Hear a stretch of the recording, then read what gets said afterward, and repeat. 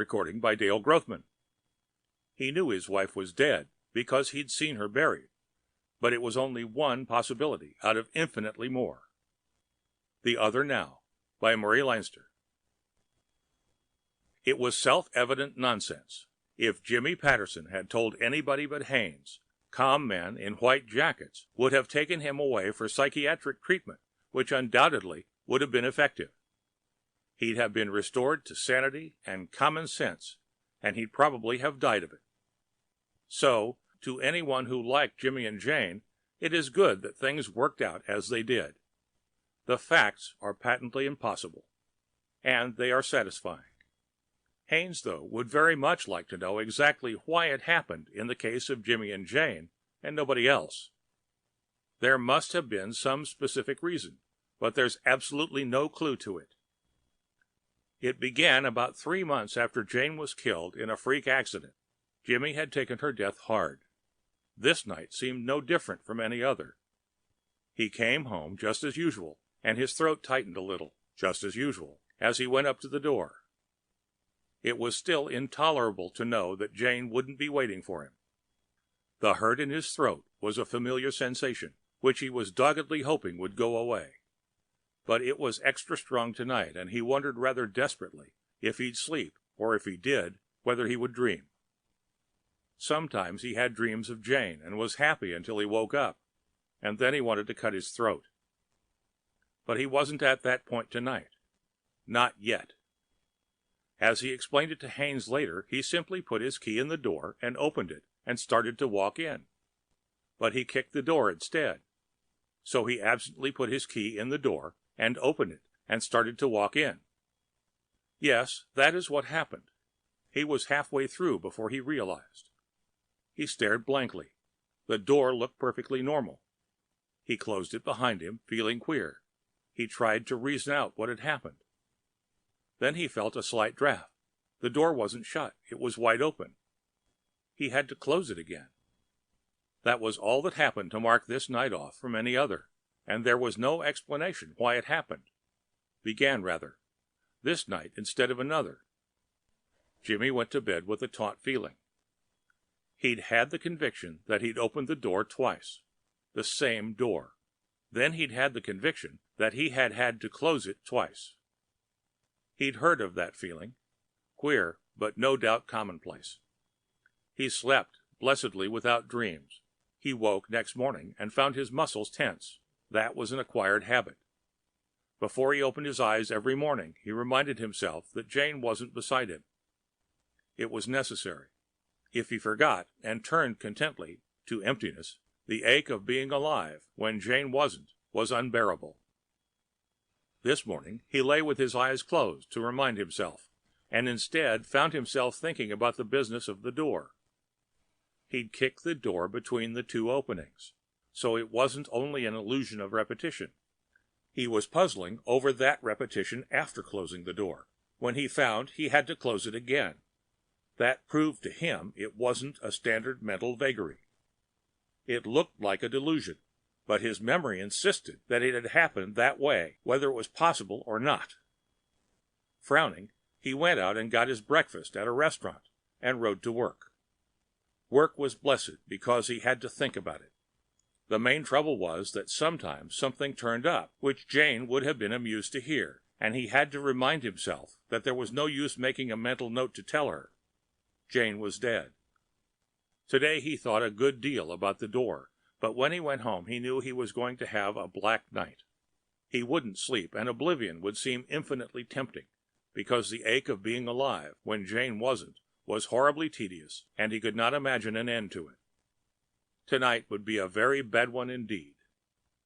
He opened the door and started in. He went crashing into the door. He stood still for an instant, then fumbled for the lock. But the door was open. He'd opened it. There hadn't been anything for him to run into, yet his forehead hurt where he'd bumped into the door that wasn't closed at all.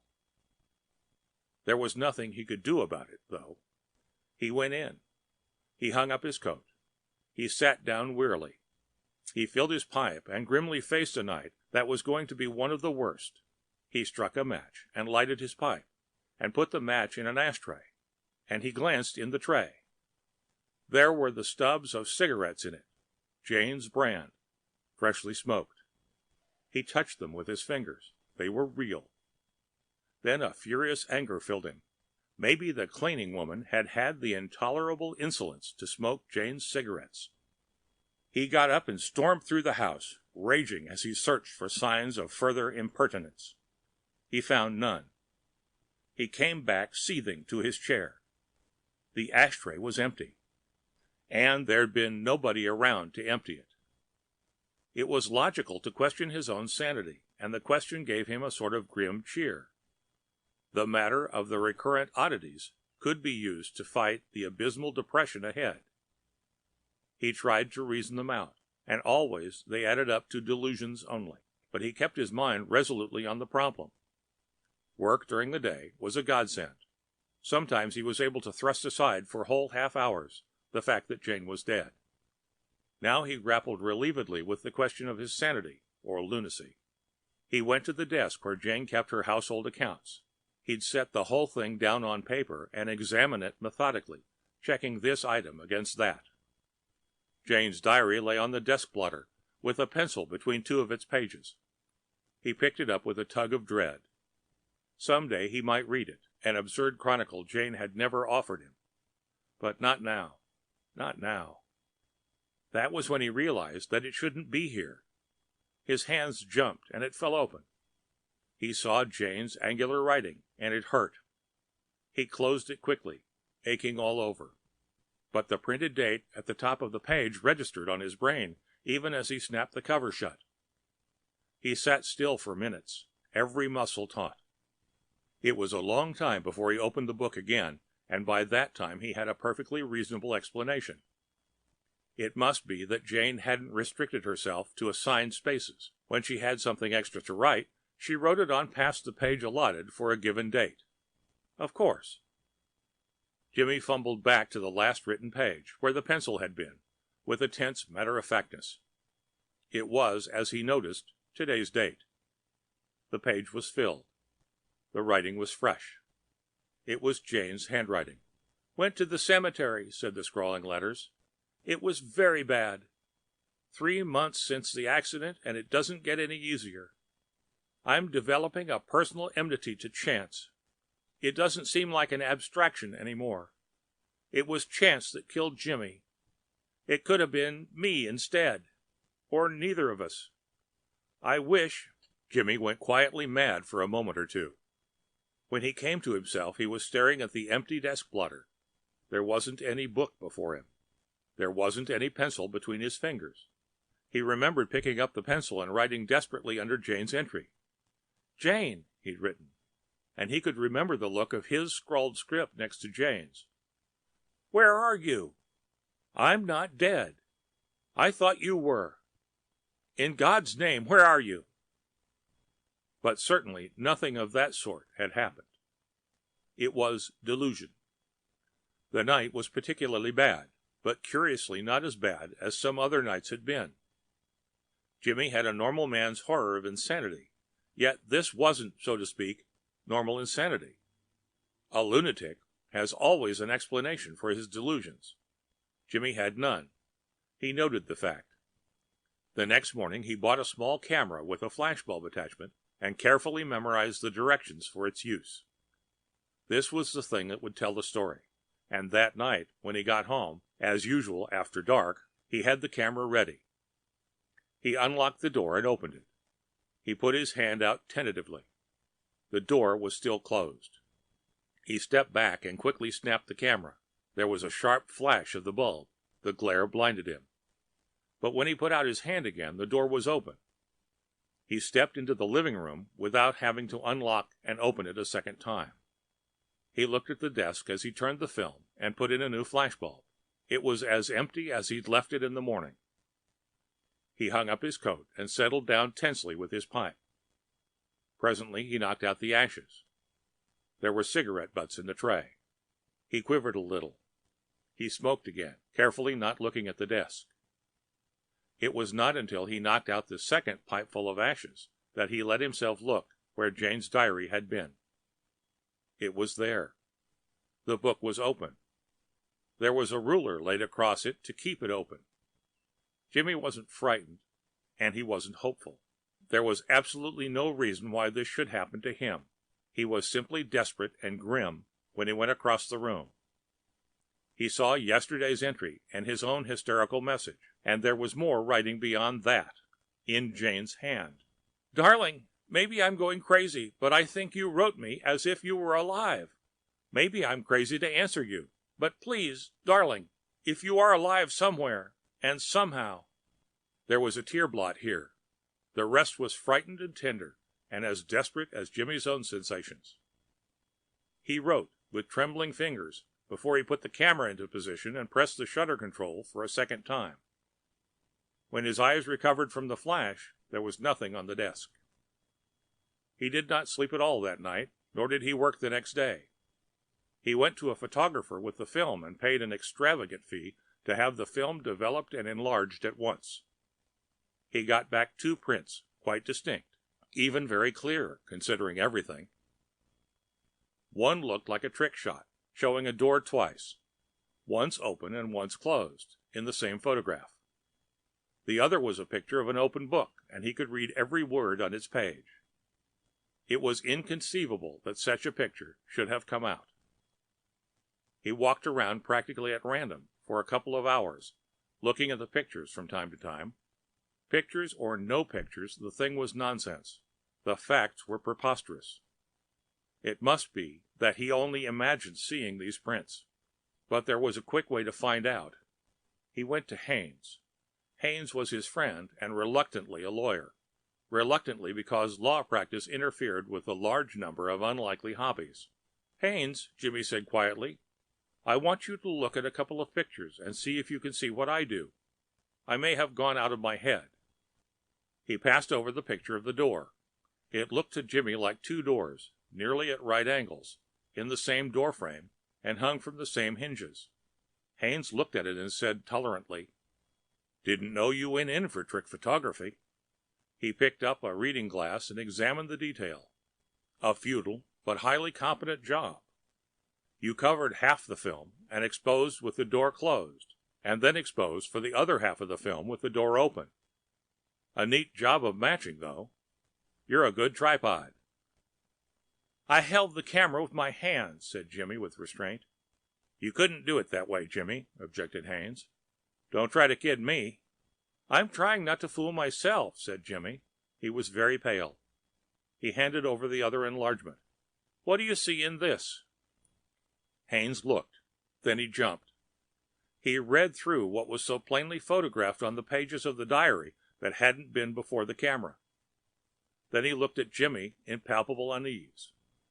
Got any explanations? Asked Jimmy. He swallowed. I haven't any. He told what had happened to date, badly, and without any attempts at making it reasonable. Haines gaped at him, but before long the lawyer's eyes grew shrewd and compassionate.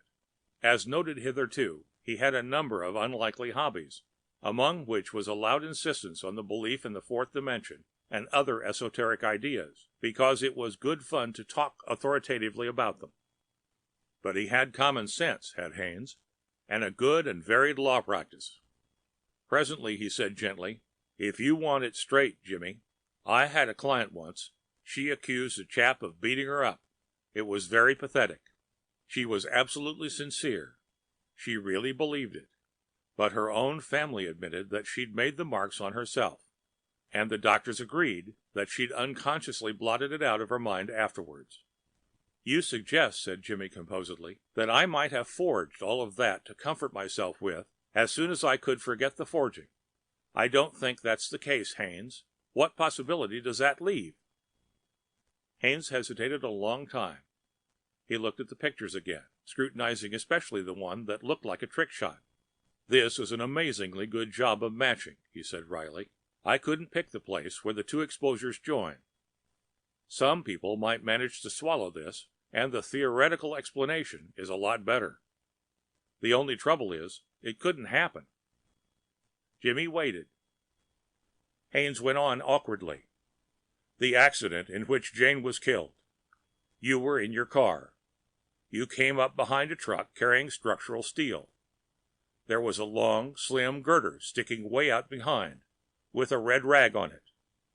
The truck had air brakes. The driver jammed them on just after he'd passed over a bit of wet pavement. The truck stopped. Your car slid, even with the brakes locked. It's nonsense, Jimmy. I'd rather you continued, Jimmy said white. You ran into the truck, your car swinging a little as it slid. The girder came through the windshield. It could have hit you. It could have missed both of you. By pure chance, it happened to hit Jane. And killed her, said Jimmy very quietly. Yes, but it might have been me. The diary entry is written as if it had been me. Did you notice? There was a long pause in Haines' office. The world outside the window was highly prosaic and commonplace and normal. Haines wiggled in his chair. I think, he said unhappily, you did the same as my girl Clant. Forged that writing and then forgot it. Have you seen a doctor yet? I will, said Jimmy. Systematize my lunacy for me first, Haines, if it can be done. It's not accepted science, Haines said. In fact, it's considered eyewash. But there have been speculations. He grimaced. First point is that it was pure chance that Jane was hit. It was just as likely to be you instead, or neither of you. If it had been you, Jane, said Jimmy, would have lived in our house alone, and she might very well have written that entry in the diary. Yes, agreed Haines uncomfortably. I shouldn't suggest this, but there are a lot of possible futures. We don't know which one will come about for us. Nobody except fatalists can argue with that statement. When today is in the future, there were a lot of possible todays. The present moment, now, is only one of any number of nows that might have been. So it's been suggested, mind you, it isn't accepted science, it's pure charlatanry. It's been suggested that there may be more than one actual now. Before the girder actually hit, there were 3 nows in the possible future. One in which neither of you was hit, one in which you were hit, and one. He paused, embarrassed. So some people would say, how do we know that the one in which Jane was hit is the only now? They'd say that the others could have happened, and that maybe they did. Jimmy nodded. If that were true, he said detachedly, Jane would be in the present moment, a now, where it was me who was killed. And I'm in the now where she was killed. Is that it? Haines shrugged. Jimmy thought and said gravely, thanks. Queer, isn't it? He picked up the 2 pictures and went out. Haines was the only one who knew about the affair, and he worried. But it was not easy to denounce someone as insane when there is no evidence that he is apt to be dangerous. He did go to the trouble to find out that Jimmy acted in a reasonably normal manner, working industriously and talking quite sanely in the daytime. Only Haines suspected that, of nights, he went home and experienced the impossible. Sometimes Haines suspected that the impossible might be the fact. That had been an amazingly good bit of trick photography. But it was too preposterous. Also, there was no reason for such a thing to happen to Jimmy. For weeks after Haines' pseudo-scientific explanation, however, Jimmy was almost light-hearted. He no longer had to remind himself that Jane was dead. The second week was not so good. To know that Jane was alive was good, but to be separated from her without hope was not.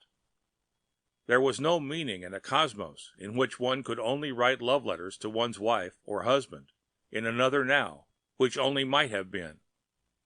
But for a while both Jimmy and Jane tried to hide this new hopelessness from each other. Jimmy explained this carefully to Haines before it was all over.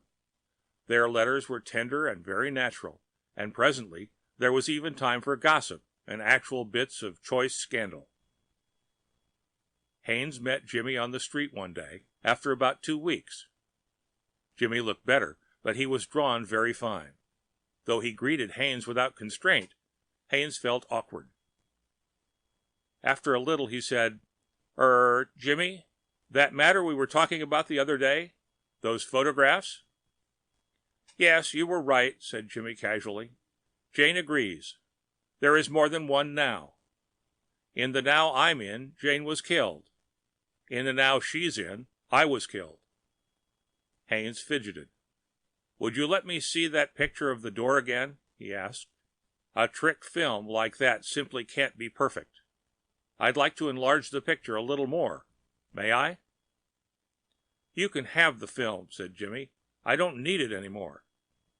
Haines hesitated. Jimmy, quite matter-of-factly, told him most of what had happened to date, but he had no idea what started it. Haines almost wrung his hands. The thing can't be, he said desperately. You have to be crazy, Jimmy. But he would not have said that to a man whose sanity he really suspected. Jimmy nodded.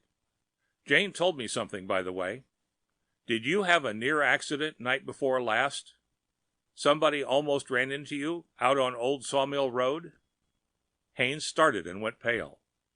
I went around a curve and the car plunged out from nowhere on the wrong side of the road. We both swung hard. He smashed my fender and almost went off the road himself. But he went racing off without stopping to see if I'd gone into the ditch and killed myself. If I'd been 5 feet nearer the curb when he came out of it. Where Jane is, Jimmy said, you were. Just about 5 feet nearer the curb. It was a bad smash. Tony Shields was in the other car. It killed him where Jane is. Haines licked his lips. It was absurd, but he said, How about me? Where Jane is, Jimmy told him, you're in the hospital. Haines swore in unreasonable irritation. There wasn't any way for Jimmy to know about that near accident. He hadn't mentioned it because he had no idea who'd been in the other car.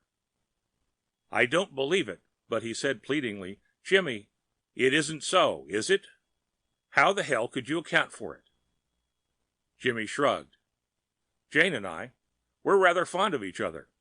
The understatement was so patent that he smiled faintly. Chance separated us. The feeling we have about each other draws us together. There's a saying about two people becoming one flesh. If such a thing could happen, it would be Jane and me. After all, maybe only a tiny pebble or a single extra drop of water made my car swerve enough to get her killed. Where I am, that is. That's a very little thing. So with such a trifle separating us, and so much pulling us together, why, sometimes the barrier wears thin. She leaves a door closed in the house where she is. I open the same door where I am. Sometimes I have to open the door she left closed, too. That's all. Haines didn't say a word, but the question he wouldn't ask was so self-evident that Jimmy answered it. We're hoping, he said. It's pretty bad being separated, but the phenomenon kept up. So we hope. Her diary is sometimes in the now where she is, and sometimes in the now of mine. Cigarette butts, too, maybe. That was the only time he showed any sign of emotion. He spoke as if his mouth were dry. If ever I'm in her now, or she's in mine, even for an instant, all the devils in hell couldn't separate us again. We hope. Which was insanity. In fact, it was the third week of insanity. He'd told Haines quite calmly that Jane's diary was on her desk every night, and there was a letter to him in it, and he wrote one to her. He said quite calmly that the barrier between them seemed to be growing thinner, that at least once, when he went to bed, he was sure there was one more cigarette stub in the ashtray than had been there earlier in the evening. They were very near indeed. They were separated only by the difference between what was and what might have been. In one sense, the difference was a pebble, or a drop of water. In another, the difference was that between life and death. But they hoped, they convinced themselves that the barrier grew thinner. Once it seemed to Jimmy that they were touching hands, but he was not sure. He was still sane enough not to be sure, and he told all this to Haines in a matter-of-fact fashion, and speculated mildly on what had started it all. Then one night Haines called Jimmy on the telephone. Jimmy answered. He sounded impatient. "Jimmy," Haines said. He was almost hysterical. "I think I'm insane. You know, you said Tony Shields was in the car that hit me?" "Yes," Jimmy said politely. "What's the matter?" "It's been driving me crazy," wailed Haines feverishly. "You said he was killed there, but I haven't told a soul about the incident. So just now I broke down and phoned him, and it was Tony Shields. That near crash scared him to death, and I gave him hell, and he's paying for my fender. I didn't tell him that he was killed." Jimmy didn't answer. It didn't seem to matter to him. "I'm coming over," Haines said feverishly. "I've got to talk." "No," said Jimmy. "Jane and I are pretty close to each other. We've touched each other again. We're hoping. The barrier's wearing through. We hope it's going to break." "But it can't," protested Haines, shocked at the idea of improbabilities in the preposterous. It can't. What'd happen if you turned up where she is, or if she turned up here?" "I don't know," said Jimmy. "But we'd be together." "You're crazy. You mustn't—" "Goodbye," said Jimmy politely. "I'm hoping, Haines. Something has to happen. It has to." His voice stopped. There was a noise in the room behind him. Haines heard it. Only 2 words, and those faintly, and over a telephone. But he swore to himself that it was Jane's voice, throbbing with happiness. The 2 words Haines thought he heard were, "Jimmy, darling." Then the telephone crashed to the floor, and Haines heard no more. Even though he called back frantically again, Jimmy didn't answer. Haines sat up all night, practically gibbering, and he tried to call Jimmy again next morning, and then he tried his office, and at last went to the police. He explained to them that Jimmy had been in a highly nervous state since the death of his wife. So finally the police broke into the house. They had to break in because every door and window was carefully fastened from the inside, as if Jimmy had been very careful to make sure nobody would interrupt what he and Jane hoped would occur. But Jimmy wasn't in the house. There was no trace of him. It was exactly as if he had vanished into the air. Ultimately, the police dragged the ponds and such things for his body, but they never found any clues. Nobody ever saw Jimmy again. It was recorded that Jimmy simply left town, and everybody accepted that obvious explanation. The thing that really bothered Haines was the fact that Jimmy had told him who'd almost crashed into him on Sawmill Road. And it was true. That was, to understate, hard to take. And there was a double exposed picture of Jimmy's front door, which was much more convincing than any other trick picture Haines had ever seen. But on the other hand, if it did happen, why did it happen only to Jimmy and Jane? What set it off? What started it? Why, in effect, did those oddities start at that particular time, to those particular people, in that particular fashion? In fact, did anything happen at all? Now, after Jimmy's disappearance, Haines wished he could talk to him once more. Talk sensibly, quietly, without fear and hysteria, and this naggingly demanding wonderment. For he had sketched to Jimmy, and Jimmy had accepted, hadn't he, the possibility of the other now. But with that acceptance came still others. In one, Jane was dead. In one, Jimmy was dead. It was between those 2 that the barrier had grown so thin. If he could talk to Jimmy about it. There was also a now in which both had died, and another in which neither had died. And if it was togetherness that each wanted so desperately, which was it? These were things that Haines would have liked very much to know, but he kept his mouth shut, or calm men in white coats would have come and taken him away for treatment, as they would have taken Jimmy. The only thing really sure was it was all impossible. To be someone who liked Jimmy and Jane, and doubtless to Jimmy and Jane themselves, no matter which barrier had been broken, it was rather satisfyingly impossible. Haines' car had been repaired. He could easily have driven out to the cemetery. For some reason, he never did. End of The Other Now by Murray Leinster.